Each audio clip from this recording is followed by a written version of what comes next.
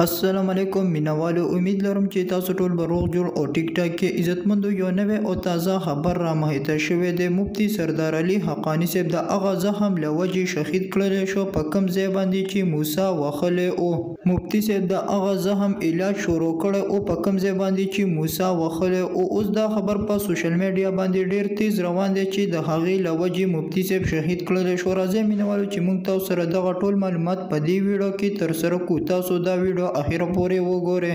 که څوک په دې چینل کې نوی وي مهرباني وکړئ سټار کلیک در سره ضرور سبسکرایب کړئ او بره ټالی نشان ووهئ. نورې هر یوه معلوماتي ویډیو به تاسو ته ډیره په اسانتیا سره میلاویږي. عزتمندو، مفتی سردار علي حقانی صاحب په صوابع کې بیان کولو د بیان نه پس موسی هلک په مفتی صاحب په سینه باندې وهلی او ډیر زیات یې خوږ کړی او بیا مفتی صاحب د هغې علاجونه شروع کړي او ډیر زیات علاجونه یې وکړل خو هغه زخم یې ډیر سخت ورغلی او دغه حساب له دا خبر اوس په سوشل میډیا باندې ډیر تیز روان دی چې مفتی صاحب د هغه زخم له وجې شهید کړلی شو. موږ بیا د دې پوره معلومات حاصل کړو چې آیا دا دروغ دی او کورشیا خلکو سره رابطې وکړلې. کله چې موږ ته خبر راورسېدو نو دا دروغ وښودل په سوشل میډیا باندې هسې هلکه مفتی صاحب پسې پروپاګنډې کوي.